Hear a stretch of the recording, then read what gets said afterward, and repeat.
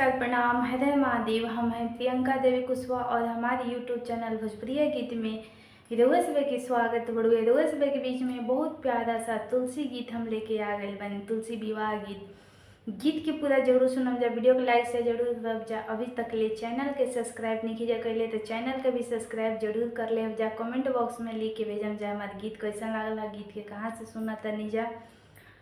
प्यार दुलार सपोर्ट ऐसी चैनल के हमारे दी जा और आगे बढ़ाएं जा कि रउआ सभे के बीच में बहुत प्यारा प्यारा पारंपरिक गीत हम लेके आवत रहे। तो चलिए जा रउआ सभे के हम गीत तुलसी विवाह गीत सुनावत तनी।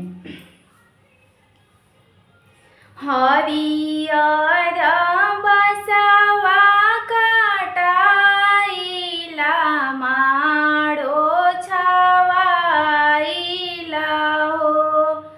हरियर बसवा काटाइला माड़ो छवाइला हो। ताही माड़ो बैठले कन्हैया जी त मुरली बजावले हो। ताही माड़ो बैठले कन्हैया जी त मुरली बजावले हो। काई देखी हंसिला हरिसिया त काई देखी कलशनु हो। काई देखी हंसिला हरिसिया त काई देखी कलशनु हो। काई देखी हंसले कन्हैया जी त मुरली बजावले हो।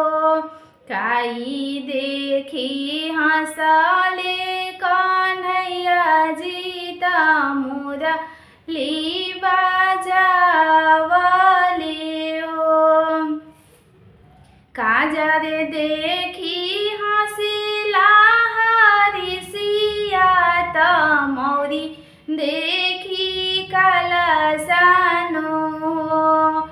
काजर देखी हंसिला हरिसिया त मौरी देखी कलशनु हो। तुलसी देखी हंसले कन्हैया जी त मुरली बजावले हो। तुलसी देखी हंसले कन्हैया जी त मुरली बजावले हो। काई देखी हंसले गैया त काई देखी बछड़ानु हो। काई देखी हंसली गैया त काई देखी बछड़ानु हो।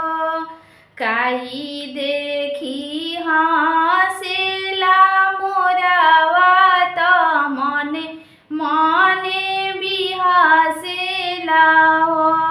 काई देखी हंसेला मोरावा त मने मने बिहसेला हो।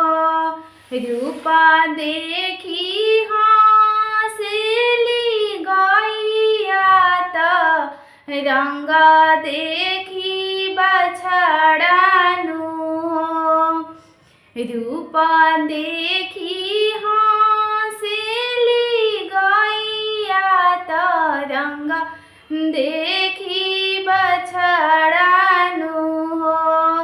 जोड़ी देखी हंसले मोरावा त मन मने बिहसले हो। जोड़ी देखी हंसेला मोरावा त मने मने बिहसेला हो। हरियर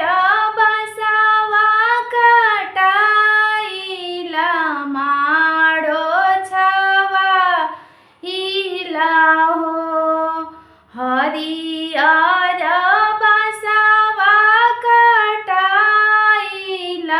माडो छवाइला हो ताही माडो बैठले कान्हैया जी त मुरली बजावले